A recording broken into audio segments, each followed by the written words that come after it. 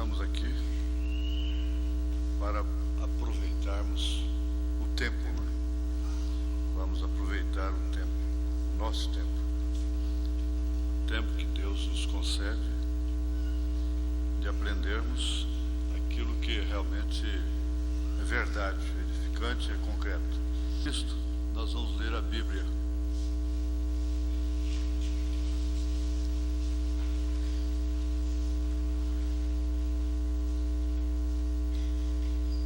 Aí na carta aos Romanos, capítulo 8, verso 31.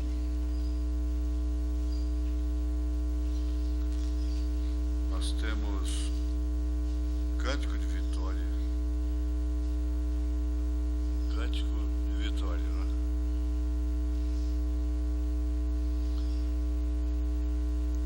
Que diremos, pois, a estas coisas?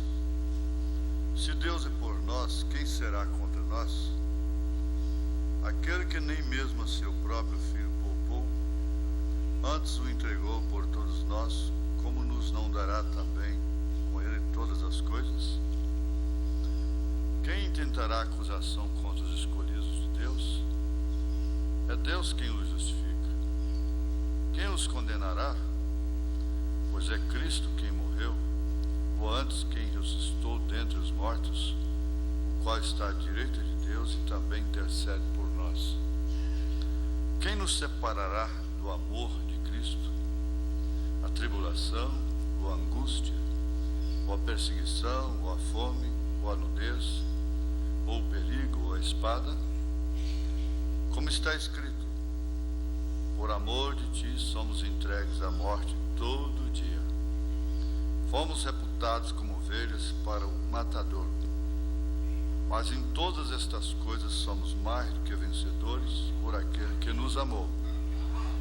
Porque estou certo de que nem a morte, nem a vida, nem os anjos, nem os principados, nem as potestades, nem o presente, nem o porvir, nem a altura, nem a profundidade, nem alguma outra criatura nos poderá separar do amor de Deus que está em Cristo Jesus, nosso Senhor. Vamos para Eclesiastes, pregado. Eclesiastes capítulo 7, verso 13. Atenta para a obra de Deus, porque quem poderá endireitar o que ele fez torto? Senhor Deus, nós estamos mais uma vez ocupados aqui na tua casa. Sabemos que esta é a melhor ocupação que uma mulher, uma moça, uma criança, um menino, não é? Uma menina, um rapaz, um varão pode ter nessa terra. Ocupado nos negócios do Senhor, na casa do Senhor. E o lar e o dia a dia ser uma extensão disto. Nós te pedimos pela tua graça, pelo teu amor, pela tua compaixão, que o que vamos tratar seja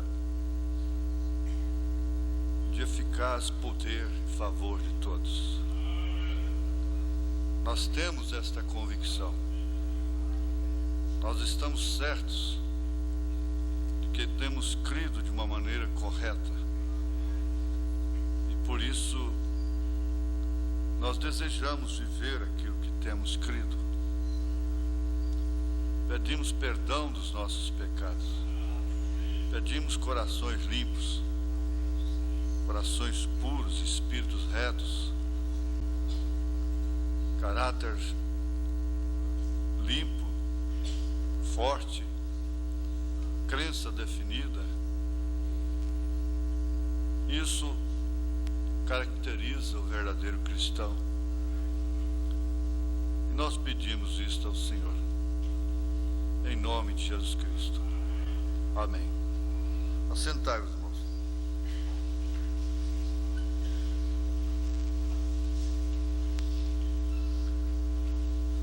Pois bem, aqui nós temos a continuação disso que tem se tornado quase que um assunto nacional, né?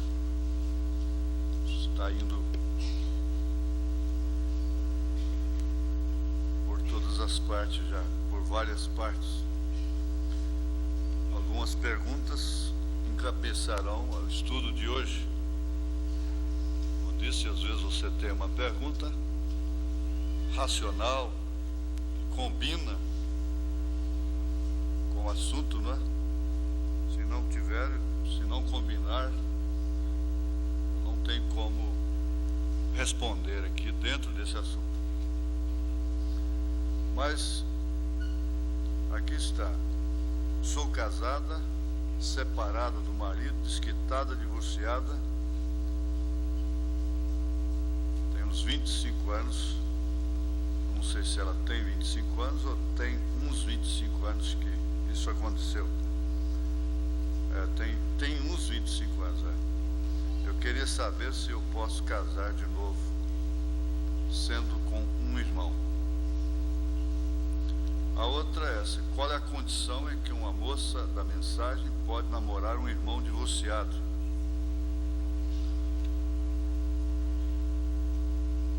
Bom, vamos procurar encaixar, desde que o assunto está plenamente relacionado a casamento. Essas duas perguntas estão na condição legal do casamento. Elas estão encaixadas na condição legal do casamento. Eu não tenho escritura para isso. Eu não tenho mensagem para isto. A irmã da primeira pergunta é divorciada. Se eu tiver que responder só publicamente o seu assunto, eu direi: nenhuma condição você tem, de acordo com a Bíblia, de acordo com a mensagem. Publicamente eu não posso responder de outra forma. Agora, essa segunda diz, completando ainda a primeira: eu não tenho mensagem, a mensagem em que o irmão Branham diz isto. Agora, pessoas de confiança nos transmitiram, eu não sei quem disse, nem quando disse, parece que eu não estava presente. Eu não ouvi isto. Que uma irmã nos Estados Unidos já havia se casado 4 vezes. E que ela fez essa pergunta para o irmão Branham, se ela podia casar novamente. O irmão Branham disse: olha, você vai e ouve minha fita, então é o que eu digo. Você leia Casamento e Divórcio. Todas as irmãs, todas as moças, todas as senhoras, todos os lares que creem no profeta deveriam ter a mensagem Casamento e Divórcio, para assim evitarem de caírem em certas circunstâncias futuras, não é? Comprometedoras. Então, eu estou, quer dizer, é uma coisa de terceira mão, né? Então, aquela irmã foi e ouviu a fita do irmão Branham. O irmão Branham disse: você ouve a minha fita, o que Deus te mandar, você faz. E ela voltou e disse: olha, irmão Branham, Deus falou para mim na sua fita que eu deveria me casar pela última vez, não fazer nunca isso mais. E que o irmão Branham disse que foi a única semente eleita que ele encontrou naquele vale. Agora, como eu estou dizendo, se eu tenho que responder ao pé da letra, não há nenhuma condição para a mulher casar, tendo o marido vivo. Aqui, em segundo plano, vem: qual a condição em que uma moça da mensagem pode namorar, casar-se com um irmão divorciado? Bom, a primeira condição, legal, é aquela legal, então seria a parte social da coisa, religiosa, não é? É que ele deve ser, antes de tudo, o seu caso deve ser julgado, ele deve ter documento de divórcio, ser livre diante da lei e declarado publicamente livre diante da igreja. É só aí então é que você poderia pensar em casar-se. Eu digo sempre como o irmão Branham disse, não importa quanto isso me ofenda, mas eu só posso responder aquilo que é correto. Então, esse homem, de acordo com a Bíblia, ele seria declarado livre. Foi tirada a dracma dela. Então ele está livre para casar. Diante da lei, nenhum pastor declararia um irmão livre para se casar sem que ele tivesse já a carta de divórcio. Diante da lei. Mas não é só isso que libera um homem para se casar. O caso dele deve ser julgado segundo a palavra. Deve ter testemunhas. Porque caso contrário vai virar aquilo que aconteceu lá nos Estados Unidos e está acontecendo já no Brasil.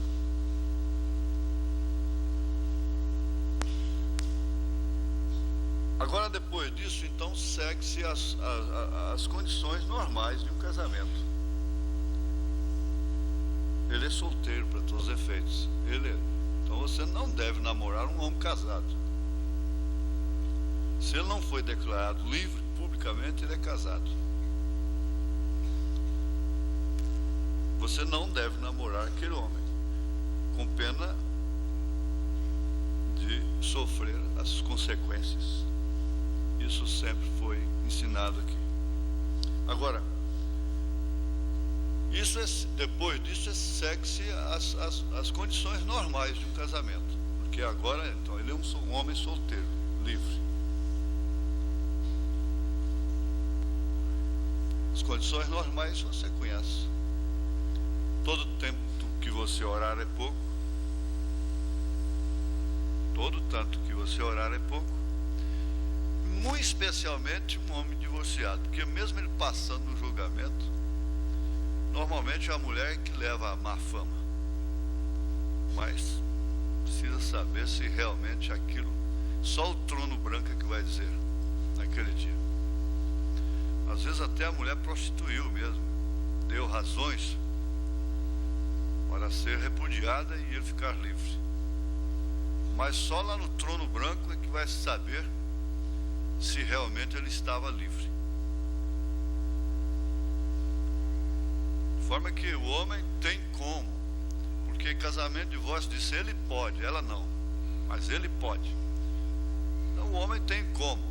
Se a luta é desigual, quem a colocou desigual foi Deus, não fui eu. Ele tem como. Agora, se ele vai usar disso ilegitimamente, é problema dele.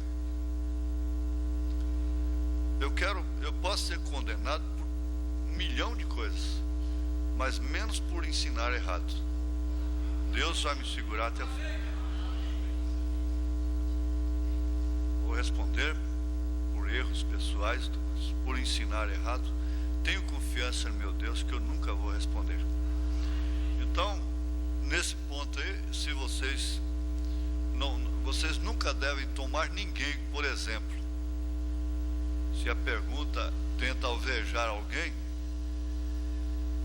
então lembra daquilo que o irmão Branham disse: se Deus tirar a mão de misericórdia de mim, eu entrarei pelo mesmo caminho, talvez pior. Há muitas perguntas que são capciosas, que elas tentam alvejar pessoas dentro do rebanho, porque muitas pessoas conhecem, existe a possibilidade de haver isso, né? A pessoa fazer uma pergunta para servir para outra. Muitas delas com boa intenção, procurando ajudar, salvar a pessoa, é por amor. Agora outras não, são perguntas capciosas. Eu creio que não existe isso no nosso meio. Quando é uma pergunta capciosa, a gente parece que percebe, não é? E dá a resposta que merece, ou então não responde. Então, depois desse fator aí, dessa condição indispensável, se você é minha filha, eu tenho que dizer isso para você. Eu daria esse conselho para minha filha. Não se enrede com esse homem, por melhor que ele seja, antes que ele seja declarado livre. Porque assim é a Bíblia. Não importa as suas circunstâncias. Agora, depois disso, segue-se todas as condições e cuidados de um casamento normal. É o que nós estamos estudando. Porque você vai ter sempre, às vezes, casando na lei e na igreja, está sujeito a um casamento neurótico. Quanto mais um casamento que você vai enfrentar com uma consciência sem a devida estabilidade, sem o devido apoio. Porque se tem uma coisa que precisa de apoio aqui nessa terra, é a consciência. Desde que seja o apoio correto. Um apoio como você tem tido. Um apoio que você vê que não torce a Escritura. Não é, irmãos? Então a sua consciência deve descansar nisso.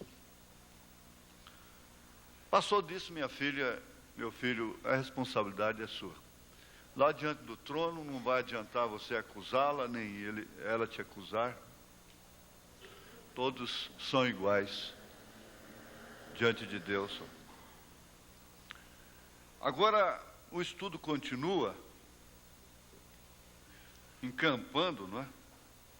Esse assunto nós vamos ter agora lucidez, não foi? Foi lucidez, não é? Nós fomos até a fidelidade já, não foi? Quem se lembra? Fidelidade? Estudamos fidelidade, não? Não? Ah, quem que está lúcido? Como é que é? Estudamos fidelidade ou não?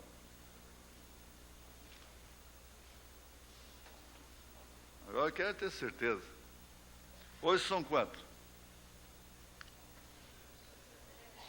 17?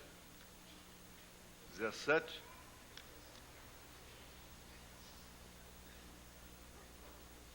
O último estudo parou que dia? Dia 3? Dia 3, está anotado. Dia 3 de 10 de 93. Então agora que nós vamos entrar na fidelidade. Ah, então tá bom. Aí tá certo. Ali, o caderninho está anotado ali, ó. Dia 3 de 10 de 93, por quanto domingo passado eu não estava aqui. Fidelidade. A palavra em si já diz tudo, não é? Ela já diz, ela fala do voto, não é, que é feito aqui, aquele voto. Ser fiel até que a morte se separe. Agora, o voto é sempre bem intencionado, na hora. Eu não acredito que ninguém tenha feito um voto aqui com segundas intenções. Naquele tempo que a gente tentava até salvar uma moça de um mau casamento, eu lembro de uma pessoa que nós tínhamos aqui, e eu atravessei, e outros incentivando, e eu via o que ia acontecer. Parece que aquele rapaz já casou pensando assim: vai ser o último dia que eu vou na igreja. E foi de fato. Assim que ele se casou, levou a irmãzinha, e até ontem não apareceu mais. Tem uns 12, 15 anos, não é? Há pessoas que pode acontecer, mas eu não acredito assim que que haja um moço, uma moça que faça um voto já com a intenção de ser infiel. Ele pode ter o vírus da infidelidade, ser um homem volúvel, levado. Você sabe, há homens que não sabem discernir, estabilizar as suas vidas, e eles são também mariposas, pousa aqui, pousa ali, borboletas, não é? Eles são muito vulneráveis em sua personalidade, em seu caráter. E é natural que um homem veja diariamente mulheres mais bonitas do que a sua. Mulher veja homens mais aparentes, mais atraentes do que seu marido. É normal, é natural. E há pessoas que são levadas dessa forma, são levianas. Tudo que vê lhe atrai. Atrai a atenção, está sempre admirando o belo, o mais bonito. Sempre as coisas bonitas lhe chamam a atenção demais. E talvez essas pessoas tenham o vírus da infidelidade, que é uma companheira assim de mãos dadas da leviandade, né? A pessoa leviana. Ela não está bem querendo desprezar sua mulher, aquele homem não está querendo desprezar, não está querendo abandoná-la. Mas na sua personalidade, no seu espírito, no seu caráter, ele acha que pode fazer tudo que aquilo não afeta o seu casamento. E vice-versa, também há mulheres assim, levianas, que são atraídas facilmente pelo mais vistoso, pelo mais atraente. Então, esse fator, evidentemente, se desprende dos dois primeiros. Quais foram os dois primeiros? Você que anota aí. Quais foram os dois primeiros? Vamos ver? A escola é um estudo, é uma escola, e a gente fica, assim, gratificado. Eu comecei parece que precisar de água aqui no púlpito, mas acho que se deixar um pouquinho d'água para mim aqui agora vai ser bom. Eu não peço água lá na montanha, mas às vezes no púlpito eu tenho que pedir.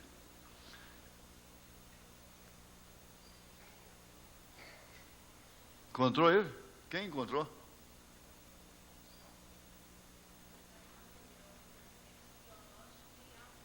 Atração entre o sexo, que é biológico, né? E amor. Muito bem, muito obrigado.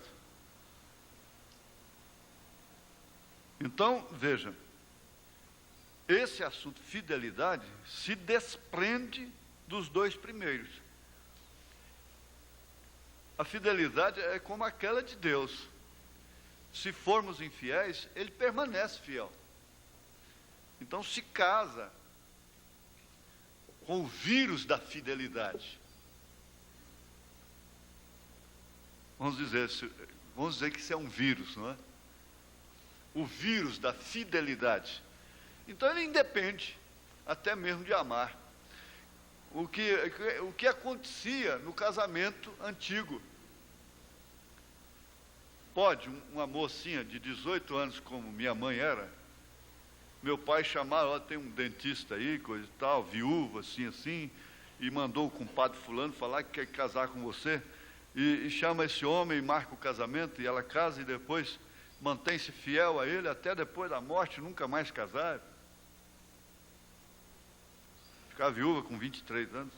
Então, isso era normal, não é que minha mãe foi um pássaro raro. Era o espírito da era, da hora que a humanidade estava vivendo. Existiam mulheres falsas. Naquele tempo elas morriam na cama, eram atiradas, esfaqueadas. O homem tinha que matar para salvar sua honra. Era assim.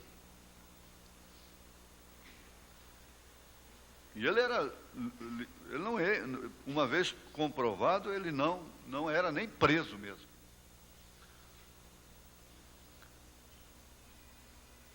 Isso explica muito, muito facilmente. Aliás, vocês, senhoras aqui, entendem perfeitamente isso aí. Olha, quer saber? O meu casamento durou e vai durar. Eu serei fiel, independentemente de quaisquer outras condições. Eu creio que essa é a formação que vocês têm. Porque motivos surgem demais, não é? E essa é a era dos motivos, é a condição do tempo, motivos, circunstâncias, razões. Então, a gente não pode passar por isso assim, ligeiramente, por alto, correndo.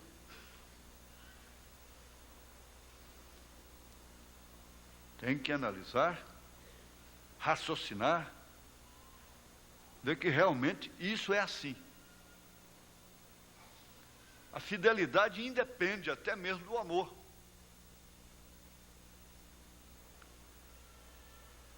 Você não vai ter um casamento normal se casar-se sem amor, sem atração biológica.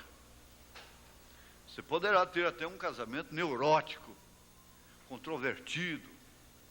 No íntimo você não é completa, não é completo, não é realizado. Mas vamos assim colocar isso entre parênteses. Você tem o vírus da fidelidade. Vamos dizer assim, não é? O dentista falou para mim: o senhor tem uma bactéria muito boa nos seus dentes, que falta em muitas outras pessoas, que às vezes a gente tem que transplantar, passar de uma boca para outra. Isso é uma bactéria, é um vírus, é uma bactéria, mas ela é benéfica, né? Então vamos dizer assim, que com licença, né, da fidelidade, que ela é uma virtude, ela não é um vírus, mas é aquela coisa que está impregnada na pessoa e que vai sempre estar ali, desenvolver, como o vírus da infidelidade. Está sempre ali, mais cedo, mais tarde, de vez em quando, está escorrega daqui, escorrega dali. Há pessoas que caem uma vez só, e por isso elas serão julgadas o resto da vida. Há pessoas que a queda delas serve para levantamento de acordo com as Escrituras. Você não tem que julgar uma pessoa porque ela caiu, tropeçou uma vez, e condená-la o resto da vida por aquilo. Não quer dizer isso, que ela tem o vírus da infidelidade, não é isso. Há pessoas que, uma vez tendo uma oportunidade, elas se tornam as pessoas mais fiéis do mundo. Isso tem que ser compreendido. Agora, sem um mínimo de entendimento naqueles dois planos primeiros, pelo menos um pouco de entendimento, a fidelidade nos dias atuais torna-se quase impossível. Por quê? É a questão da vingança social. Eu já encontrei, vocês sabem que eu não trato com irmãs, não é só daqui. E eu já encontrei muitas mulheres na vida tratando de vingar de seus maridos. E isso tornou-se social. Agora, nós vamos devagar assim, para ficar bem cravado. é preciso que haja entendimento naqueles dois planos, da atração biológica, da atração da fisionomia, do físico. Por que não dizer claramente atração sexual? E do amor. Pelo menos entendimento sobre isso. Porque tendo entendimento, você pode descobrir o mínimo das coisas na pessoa. Eu vi essa semana, dentro de um rancho, nós vimos, dois rapazes, adolescentes. O pai entrega uma balsa no garimpo.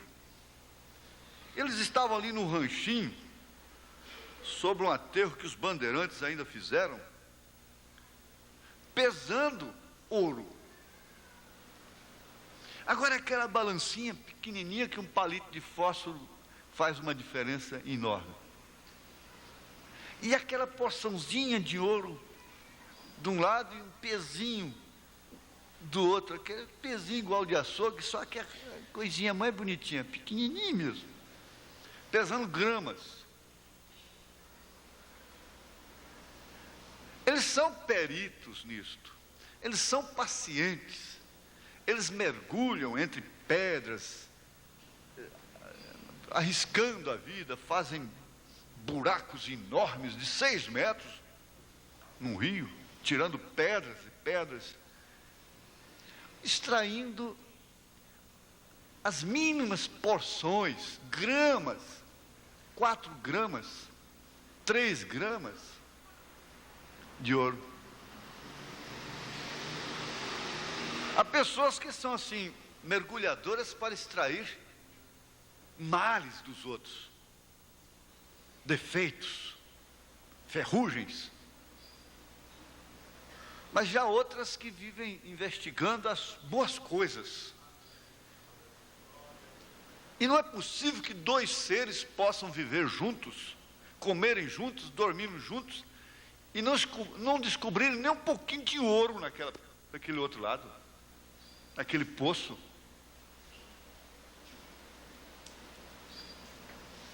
O que é isso? E ali eles dão suas vidas. Eles não vêm para as cidades. E eles são fiéis na medida. E eles mergulham buscando graminhas de ouro.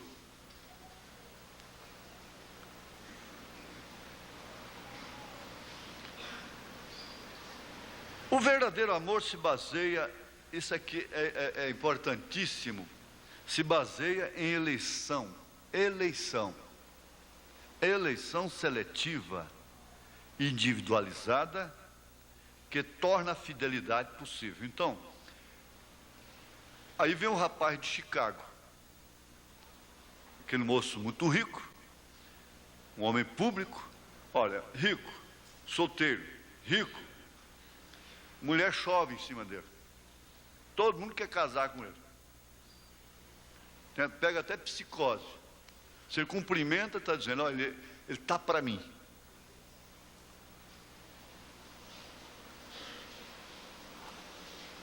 Eu tenho encontrado pessoas, eu tenho uma pessoa hoje, muito conhecida, aqui não é da mensagem, presa num quarto. E eu me lembro, porque é minha parente, que um homem que era advogado, ficou viúvo, deputado, muito educado, a cumprimentava quando ela passava. Fulano, como vai? Você está boa? Tudo.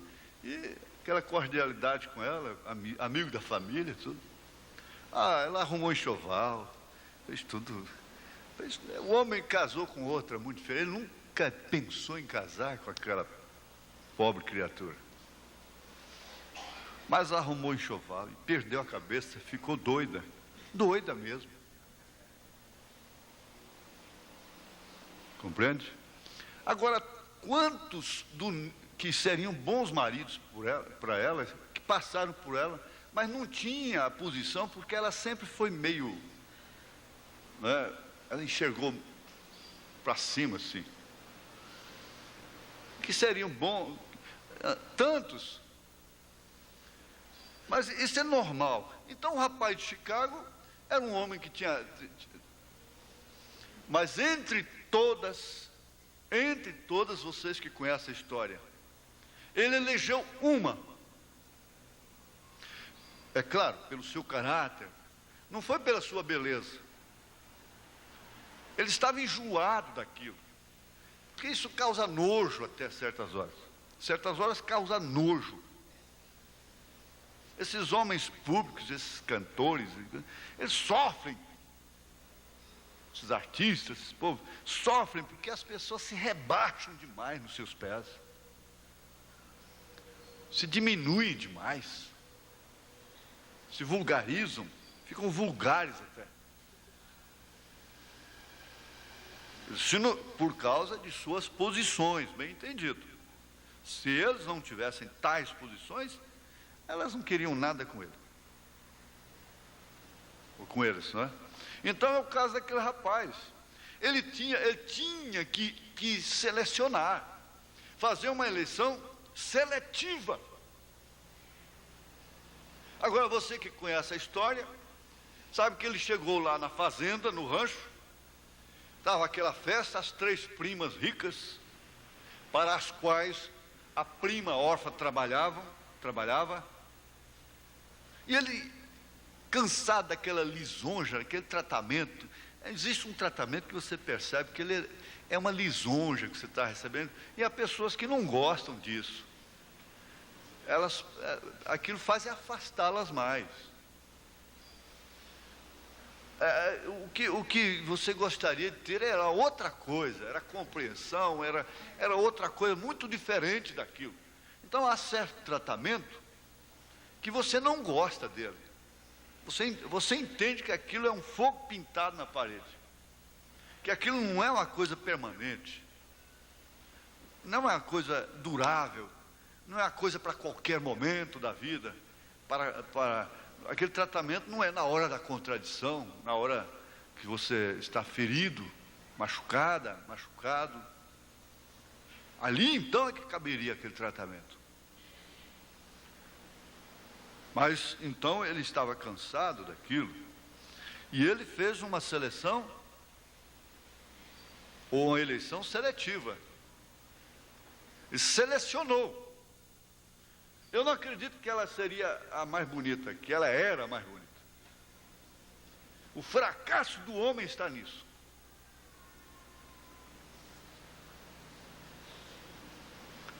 Agora é claro, perfeitamente claro, que ele tem que ter uma atração por ela.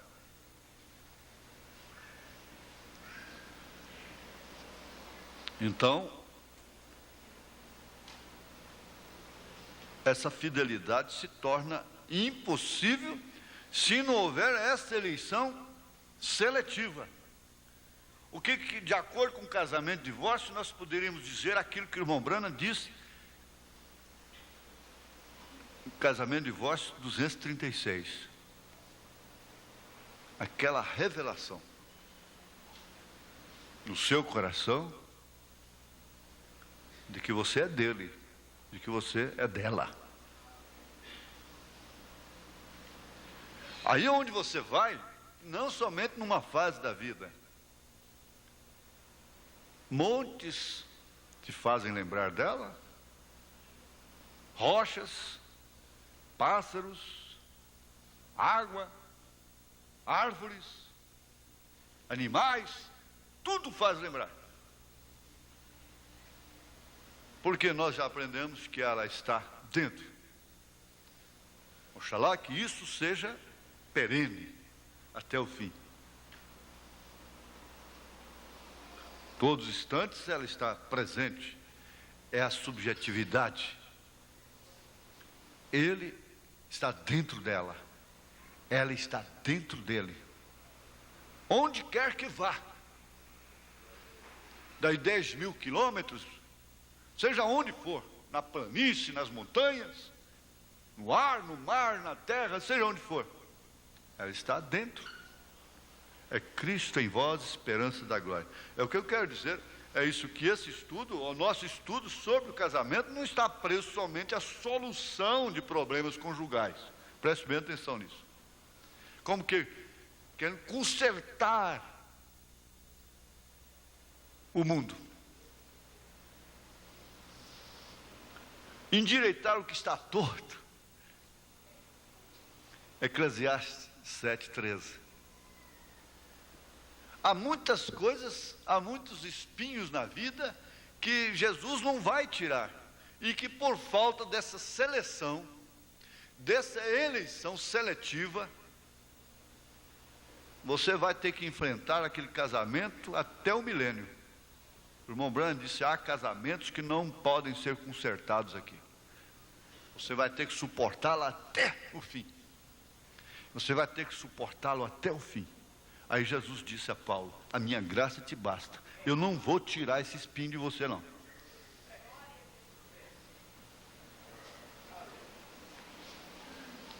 Agora, nós estamos analisando fatos, realidades concretas da vida.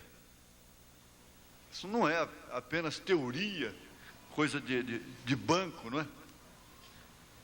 Coisa de escritório. Então, vejamos isso. A fidelidade se torna praticamente impossível se não houver uma eleição seletiva. Então, Jesus Cristo elegeu a sua noiva. Ele amou Jacó desde antes, lá no ventre de sua mãe. Paulo disse: então Deus faz acepção de pessoas. Ele diz: bom, Ele tem misericórdia de quem Ele tem misericórdia, Ele tem compaixão de quem Ele tem compaixão. Só que Ele amou a Jacó e aborreceu Esaú antes mesmo de qualquer um deles fazer bem ou mal. Então Ele teria que assumir esse Jacó, porque Ele o elegeu. Jesus elegeu a sua esposa desde antes da fundação do mundo, mesmo conhecendo seus defeitos, mesmo conhecendo as suas jacosadas. Ele sabe como tratar com ela. Há um vale esperando por ela.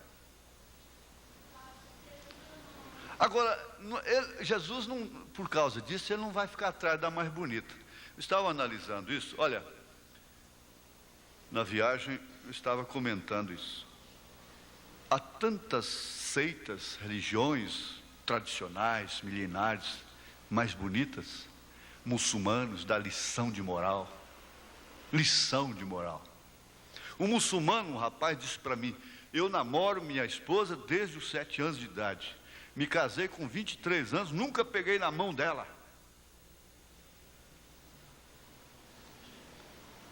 E aquela mulher que tinha voto para trair o marido, aquele líder disse para ela: não basta, você não tem que deitar com outro homem.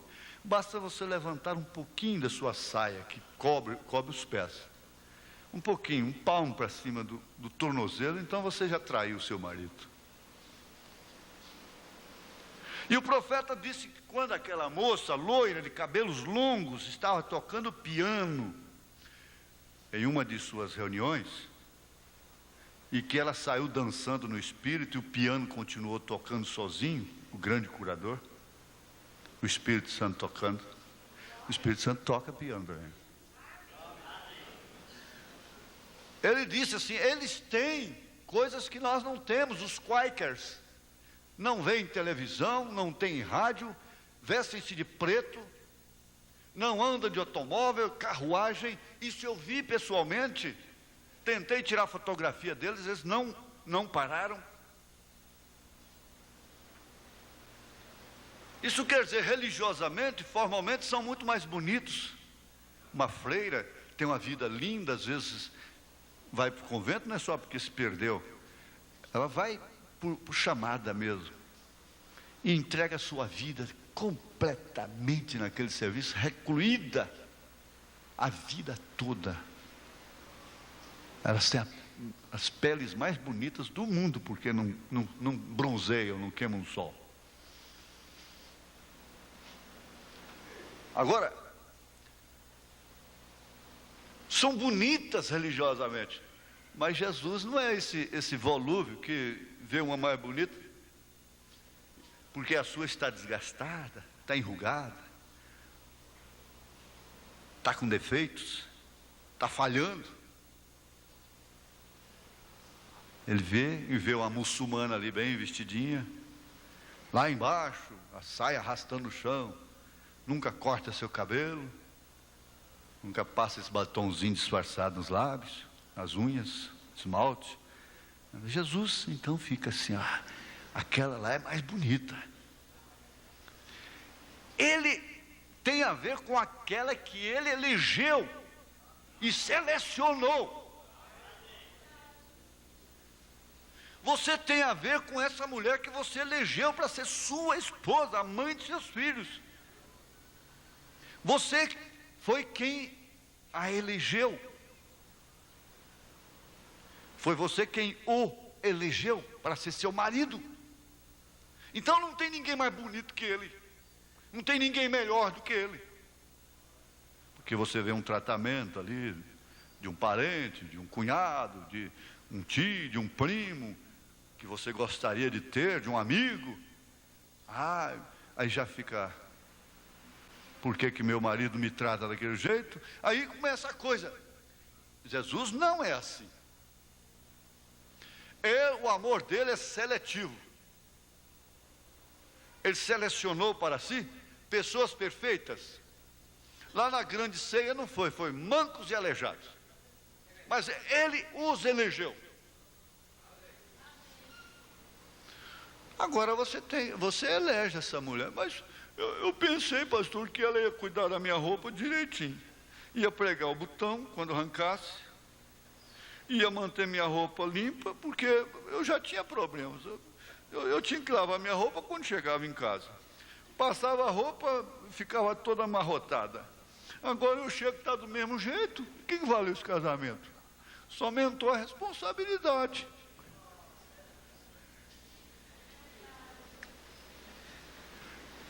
Por que você não sentou com ela? Eu disse, olha, minha filha, você sabe cozinhar? Você sabe afogar frango? Pastor, a mulher vai cozinhar, o frango fica nadando dentro da piscina. Feijão fica igual o Veras fez ali no mato outro dia. Olha, uma piscina com aqueles grãos nadando lá dentro. Bom, meu filho, você elegeu. Esse foi o tipo de mulher que você elegeu. Agora você quer casar e experimentar primeiro. Bom, se ela sabe pregar botão. Por isso, vocês deviam estar mais ocupadas, porque são fraçõezinhas, detalhezinhos, que o homem pode até liberar. Mas lá no fundo dele tem um reclame, tem um clamor, que empregada não substitui, não. Ela pode fazer até melhor do que a mulher. Na comida, no fogão. Os homens sabem de que eu estou dizendo. Ela pode estar lá fora ganhando uma fortuna. E ele pode estar plenamente de acordo com aquilo. Subjetivamente. Mas objetivamente, lá dentro, lá no Éden, do Éden para cá, há uma estrutura, uma constituição que reclama. É um fundo que clama. Portanto, se vocês pensassem mais nisto, vocês teriam mais possibilidade de serem felizes, mais felizes. Eu pelejo para ser mais, correr mais depressa, mas não tem jeito, né? Não tem jeito. Então, fixa nisso. Vocês que estão anotando, quando a gente perguntar, você vai responder logo, né? A fidelidade se torna impossível se não houver uma seleção, uma eleição seletiva individualizada. Você, entre tantas, escolheu uma. Por eleição, você elegeu. O irmão Isaías elegeu essa menina. com a qual ele ficou noiva foram apresentados hoje. Entre vocês todas. E por muito tempo ela nem sonhou com isso. Ela não sabia. O porquê dos transtornos e possíveis dificuldades dela estar sentada aqui. Como você está também. Você hoje também não está sabendo. Mas ela a elegeu, a selecionou, não querendo dizer que ela é a melhor de todas, que ela é a mais bonita de todas, não é isso.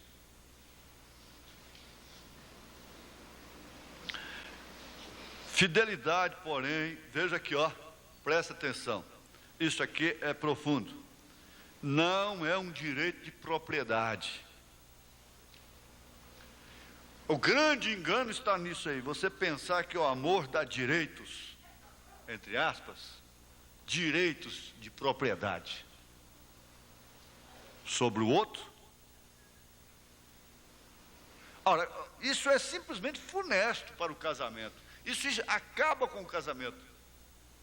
A mulher não pode encarar, sem cair no extremo da sua emancipação mundana lá de fora, sem cair, mas encarar o casamento como se ela fosse sempre uma parte prejudicada, a única que tem a perder, e por isso ele tem que pagar. Isso é uma cobradora eterna do marido. Amor cobrado não presta. Amor cobrado, carinho cobrado, atenção cobrada, cuidados cobrados, ele tem em si a responsabilidade de cuidar dela. É o sentimento de responsabilidade está nele.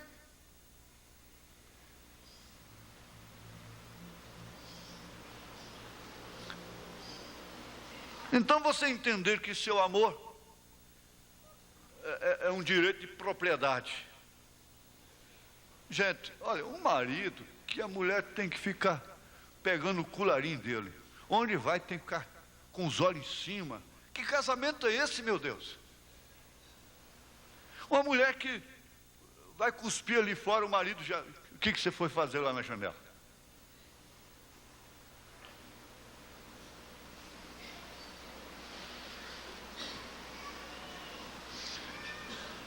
Agora, isso aí não é como se você tivesse adquirido um objeto. O sentimento de responsabilidade te leva a cuidar dela, a cuidar dele com satisfação, que foi um sentimento indispensável que há no casamento, é a satisfação. É a satisfação de ser dele, é a satisfação de ser dela. Você olha de longe e fala, mas ele sofre com ela. Pergunta para ele, não, eu sou o homem mais feliz do mundo. Eu sou satisfeito. E os parentes, a irmã, o irmão, os cunhados, a mãe, a sogra, sei lá quem, de forma, mas ele sofre com aquela mulher. Eu disse, não, eu não sofro não. Ele não percebe o sofrimento. Aquela coisinha ranzina, ciumenta, preguiçosa. Dá 8 horas da manhã, 10 horas, ainda está com remela nos olhos. Mas ele gosta dela, ele tem satisfação com ela.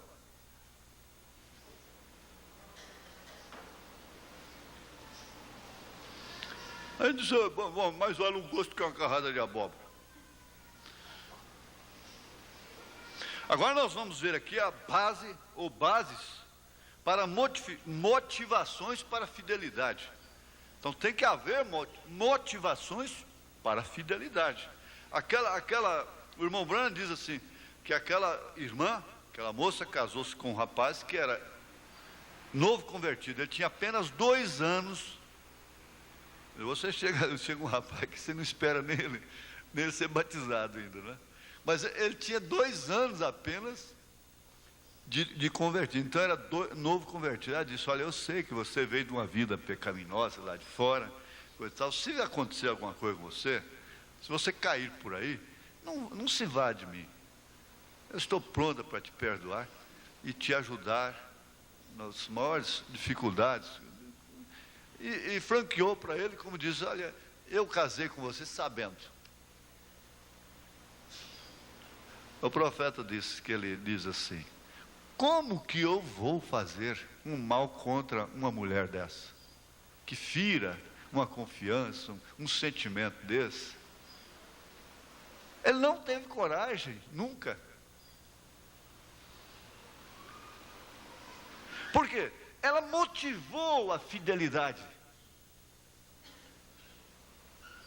Mas eu vou dizer para vocês, irmãos, as mulheres curiosas, inquiridoras, não vão muito longe, não. Cuidado, tome cuidado. Não vão muito longe em seus casamentos. Aqui, ó, bases de motivações para a fidelidade. A. Impregnação. É uma espécie de condicionamento psíquico procedente do companheiro, que faz com que somente estímulos visuais, auditivos, táteis, o que você pode pegar? E odoríficos, cheiros, procedentes do companheiro ou da companheira, de eleição, bem entendido, companheiro, companheira de eleição. Olha, isso aqui é simplesmente maravilhoso, gente. Isso põe a gente religioso. Um casal que se elegeu entre si, rebenta o que rebentar, eles vão chegar lá no fim juntos. É Cristo e a igreja.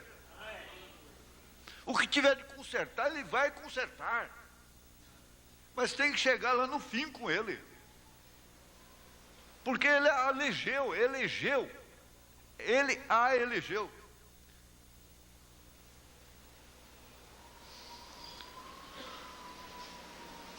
Então, tudo isso provoca desejo e emoções.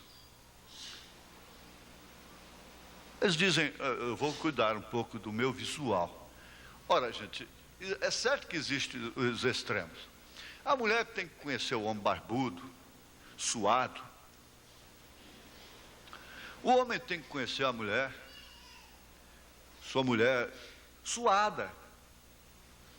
Hoje não se fala mais em batedor, não? Parece que seria até desumano, né, falar em batedor de roupa.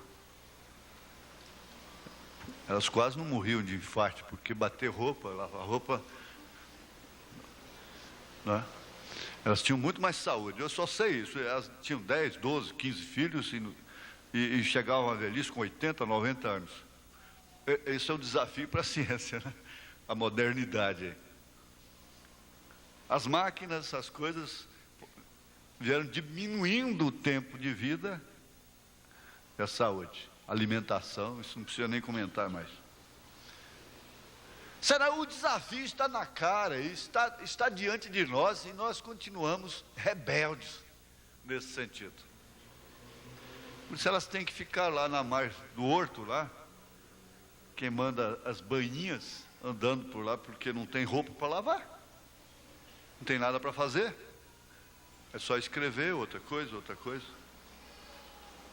Então, tem que cuidar do visual. Olha, as coisas, o auditivo, o que se ouve do companheiro, o que se ouve da companheira, gente, tem hora que a gente fica importuno. Por isso o irmão Brando disse: eu não quero ser um velho rabugento.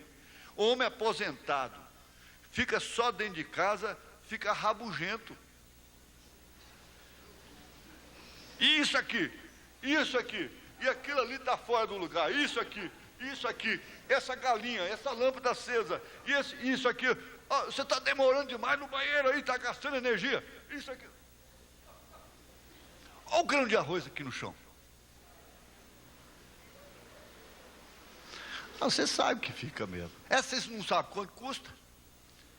Quem não paga, não apaga, né? Tá certo. Ter preleções em casa. Dizer, gente, a energia, a lâmpada acesa sem necessidade, além de estar gastando mais energia, diminui o tempo de vida da própria lâmpada. Aquele tempo que aquela lâmpada ficou acesa sem necessidade, é igual a motorista de carro que liga a seta, esquece, liga a seta sem necessidade, e fica aí antes no sinareiro, aí, com o pé na embreagem, com o outro no acelerador. Me dá uma agonia aquilo. Que não está sabendo o que está saindo no escapamento lá. Está saindo dinheiro. Carro afogado toda a vida. Não está sabendo que isso no fim do ano são parcelinhas, pequenas parcelas que fazem as grandes somas. Tudo isso, sabe, tem pré-eleições. Agora, essa rabugice o dia inteiro. E essa mulher rixosa, queixosa, que fala a noite toda. Misericórdia. Salomão disse que Deus me livre dela. Eu prefiro comer cebolinha num rancho de palha com uma mulher que não é rixosa, do que morar numa mansão com uma mulher rixosa.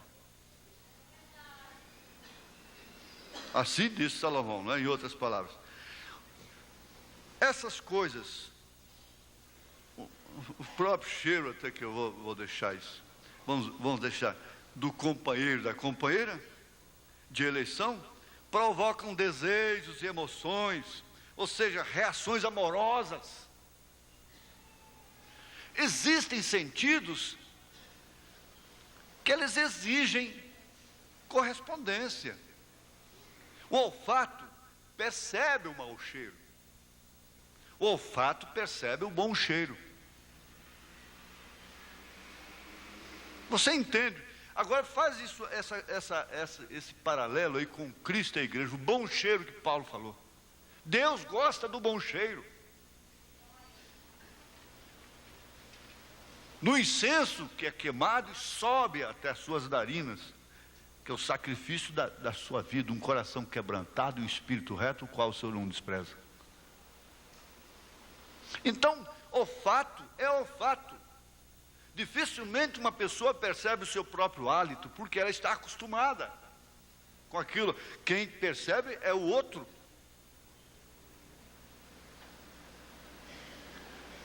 E os descuidos em vários aspectos da vida tiram, quer dizer, não acabam com o casamento, mas tiram desejos e emoções e neutralizam reações amorosas, de acordo com cada etapa da vida.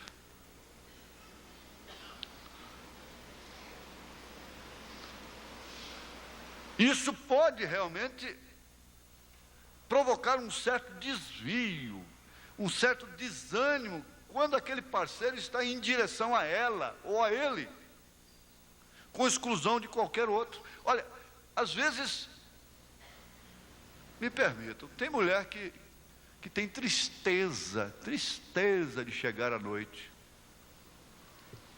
Chega o caso, sim. Tem trauma.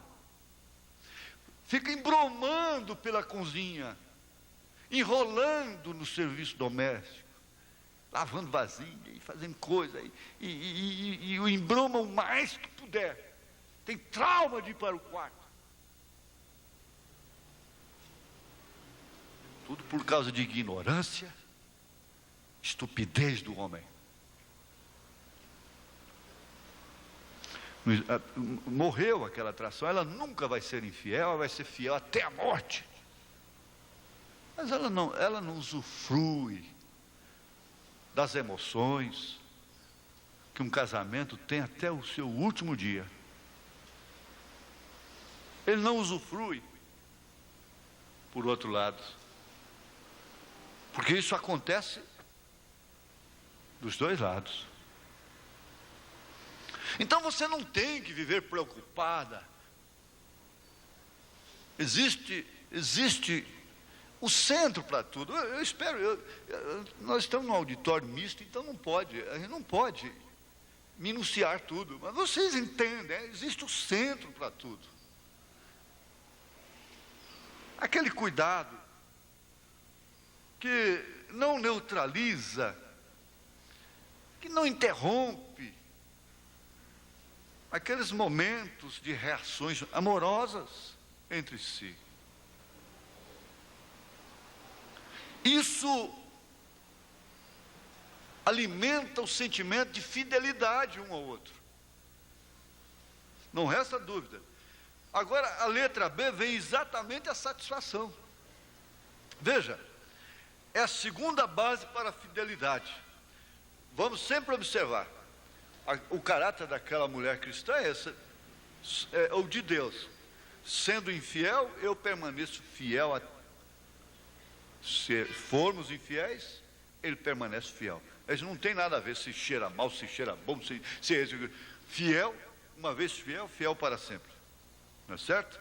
Agora nós estamos estudando aquilo que é racional, como Paulo disse, o leite racional. Leite racional é ensinamento racional.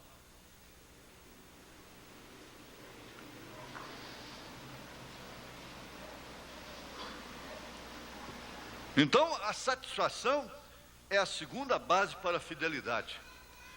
Deve ser compreendida como uma necessidade ampla. Ampla. Ajustamento normal no casamento passa pela compreensão dos diversos significados que se tem da satisfação, ligada ou não à necessidade imediata do prazer, independentemente do prazer sexual. Há uma satisfação de viver e conviver com determinadas pessoas, amigos. O profeta chegou a dizer, dá dor no coração na hora de separar, de sair de determinados ambientes, lugares. A gente viaja, sai com o coração olhando para trás. Entende? Então isso independe às vezes até do prazer. É uma satisfação de estar juntos, é uma satisfação de viajar juntos, é uma satisfação de comer juntos, é uma satisfação de dormir juntos. E havendo essa satisfação recíproca, não há por que meter cunha no meio, tentar uma aventurinha ali. Todo homem sabe que a mulher da aventura não corresponde com a sua mulher, como sua mulher. Toda aventura extraconjugal, extracasamento, é frustrante. Então não lhe interessa isso. É preciso que isso seja um culto racional, realmente, como disse Paulo. Não há nenhuma pessoa melhor no mundo para ele, que lhe causa mais satisfação do que a sua esposa, do que seu marido. Às vezes eu tenho encontrado irmãs que são inconsoláveis, por mais que você dê para elas de Bíblia, de mensagem, porque elas não podem, de maneira alguma, aceitar o rompimento da parte dele no casamento. Ora, se elas aceitassem passivamente, sem nenhuma reação, sem nenhum trauma, sem nenhum choro, sem nenhum desespero, teria alguma coisa errada com elas. Por isso que essa mulher está lutando, meu irmão. É por quê? Porque ela é fiel, ela ama, ela tem satisfação com você.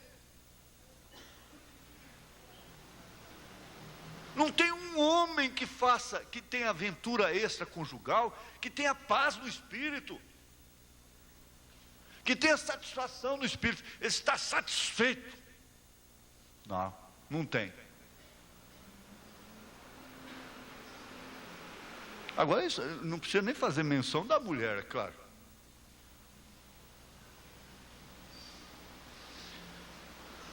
Então veja,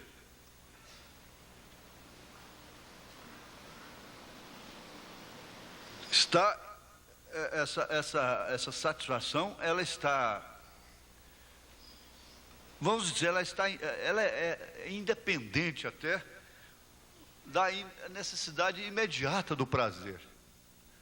Porque, olha, é um pouquinho só de experiência, casais novos, principalmente, maridos. A necessidade do prazer, eles encaram como uma emergência tão grande, que sacrificam a satisfação depois.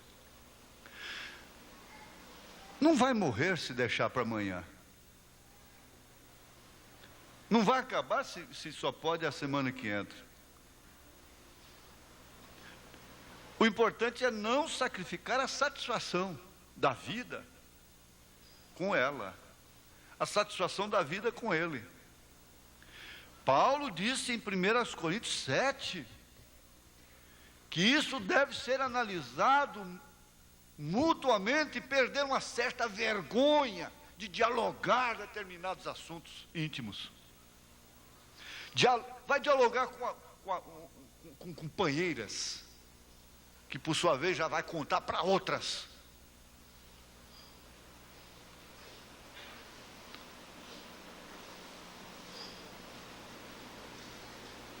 Vocês sabem que nem todos os pais têm a devida capacidade para orientar determinados assuntos. Precipitam as filhas, mães que precipitam as filhas, que se tomassem das suas experiências amargas, com sabedoria, para dizer para suas filhas: olha, não é assim, eu fiz assim, por isso eu tenho sofrido tanto, como vocês sabem. Não é assim, não é por aí, que é o termo que se usa muito hoje, não é por aí, é por aqui, minha filha. Por aí eu entrei, e por aí eu trago as marcas que você conhece. O pai chamar o filho e dizer: não é por aí, meu filho.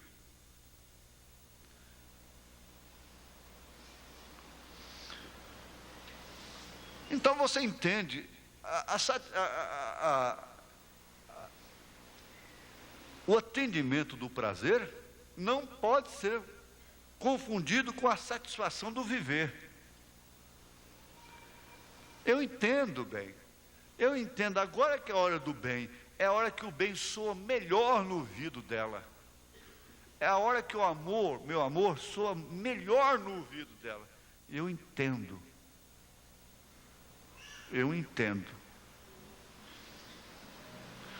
Isso aí dá uma satisfação de viver a dois, e uma segurança tão tremenda, que alimenta a fidelidade, sem que essa fidelidade seja alvo expressivo, visível, consciente. Você não está lutando por fidelidade, como se fosse uma infiel, como se fosse um infiel, lutando para ser fiel.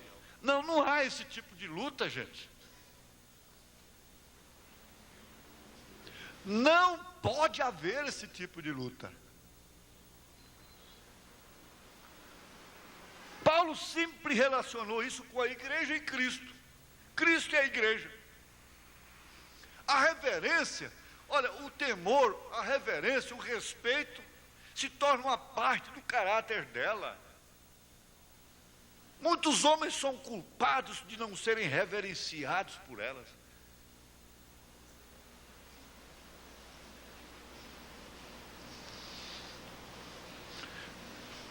Olha, qualquer homem de bom senso se constrangeria de ter uma mulher humilhada a seus pés, sendo mais uma criada, uma escrava dele, do que uma esposa. Jesus Cristo não faz isto.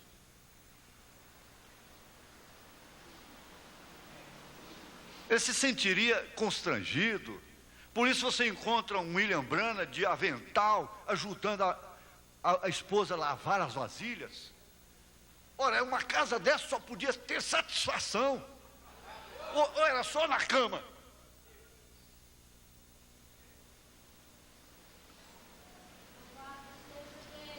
Louvado seja Deus mesmo.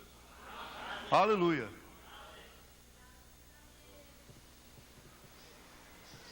Esse sentimento de satisfação não está preso ao prazer. Eu tenho que falar entre linhas, ao prazer.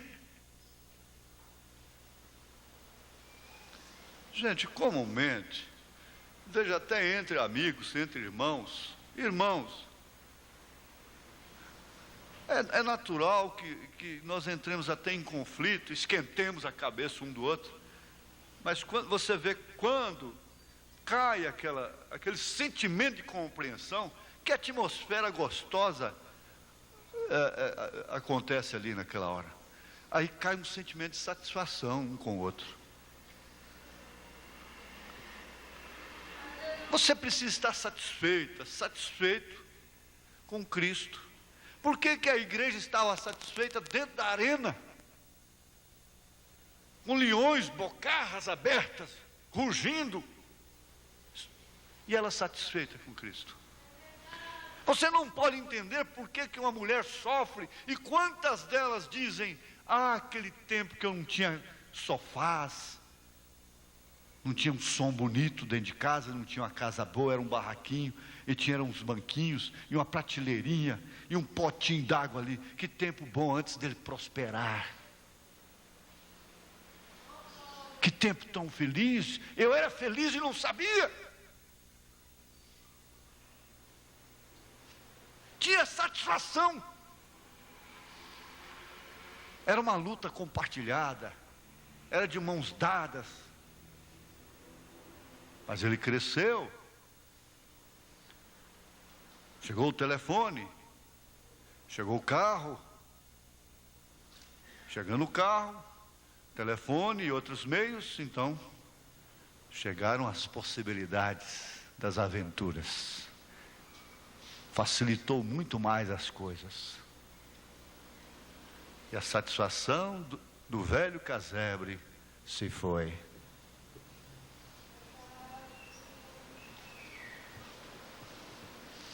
Por isso Davi, Paulo, a Bíblia toda diz: não tem inveja dos que prosperam, porque a prosperidade separa o homem da sua mulher, separa o homem de Deus. Separando de Deus. Não tenha medo de ganhar as coisas juntos, não. Por favor, não vá a extremos. Mas prossigam como o índio, dando um passo e 9 olhadas. Por isso que eu digo, às vezes, quando a festa está muito boa, você tem que sair dela. E quando um lugar, uma coisa começa a me dar muito prazer, e eu conto isso como um testemunho. Eu tinha uma terra aqui embaixo que o irmão Israel brincava: a gente não sabe se isso aqui é água ou se é terra. Bom, lá eu até desejava a palavra falada para fazer um montinho. Falei: o irmão Breno chegasse aqui, ele fala: ô irmão Breno, fala aí para a terra subir um pouco aqui, 1 metro só. Aí pronto, dá condição de vida aqui para os meus irmãos que moram aqui. Mas não tinha jeito, não tinha a palavra falada, o que eu fazia? Vinha o próximo enchente, não dava tudo.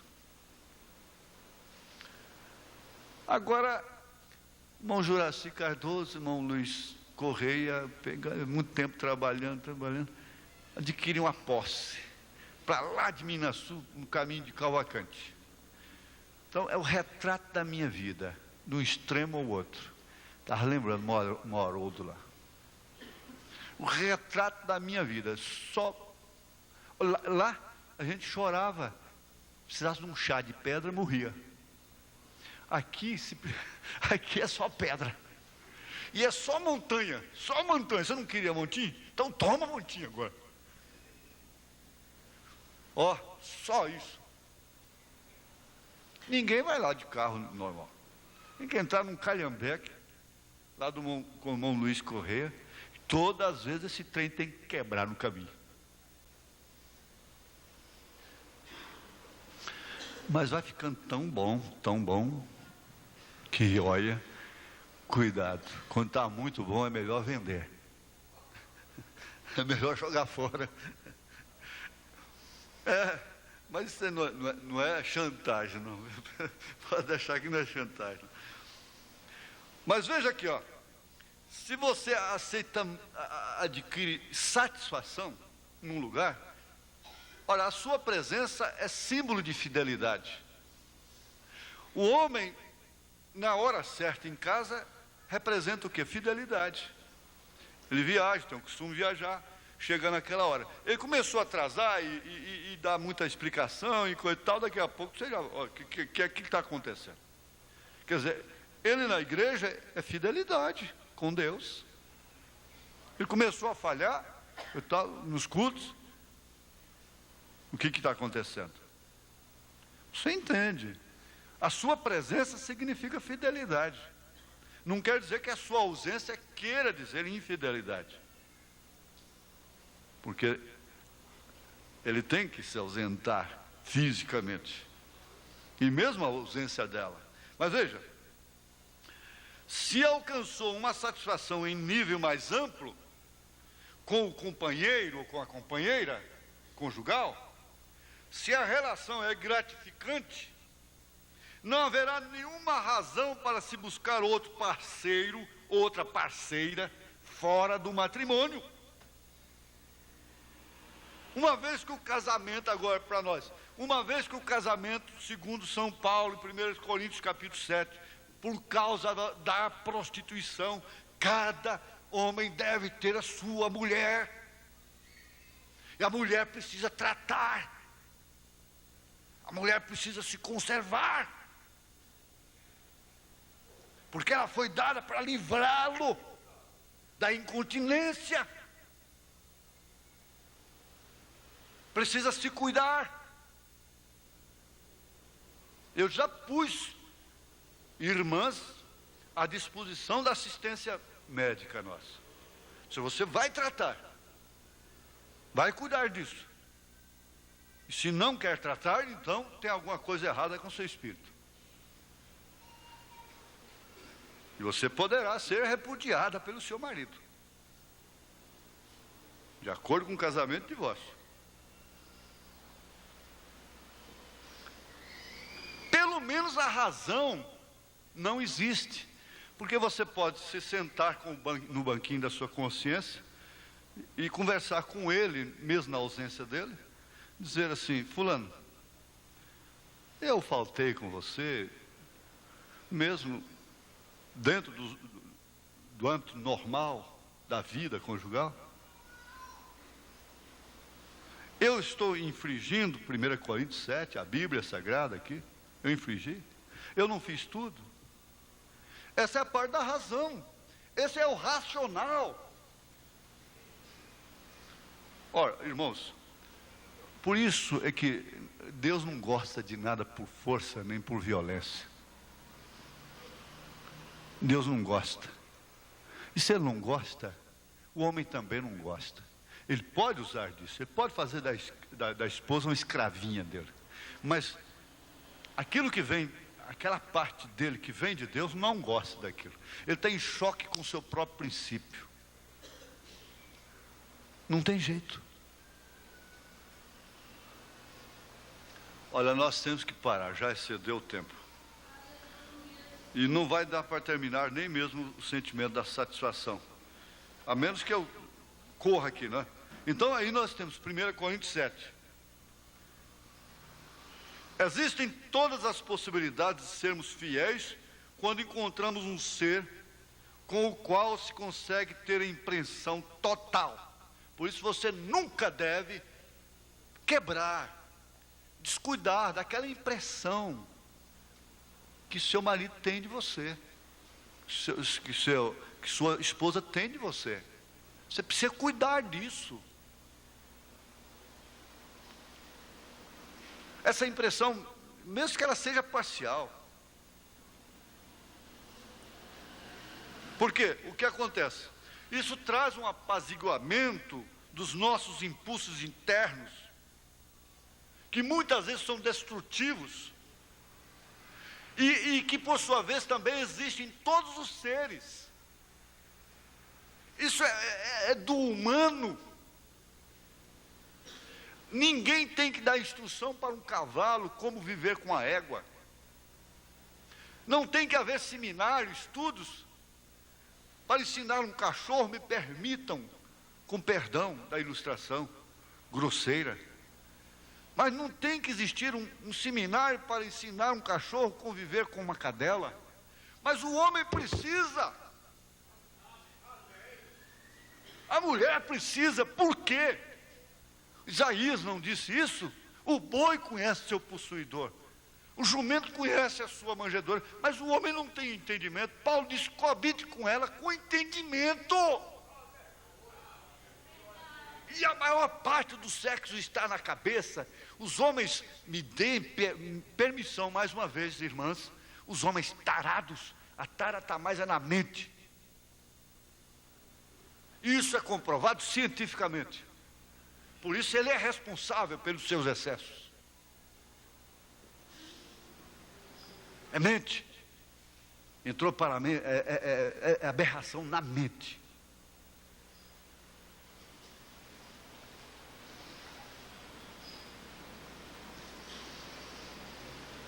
No casamento conjugal compartilhado, veja, o outro, quer dizer, auxilia a apaziguar nossas inquietações e tensões e complementa nossas deficiências. Complementa, não dá para minuciar, mas complementa. Ela não é aquela fingida, mas ela sabe como ajudá-lo. Ele não é aquele mecânico da coisa, mas ele sabe como complementar, como ajudá-la. Ele sente mais prazer em vê-la ter prazer do que ele mesmo ter prazer. Então ela deixou de ser uma máquina. E tudo isso provoca apego, fidelidade, aconchego, satisfação, sentir bem estar junto.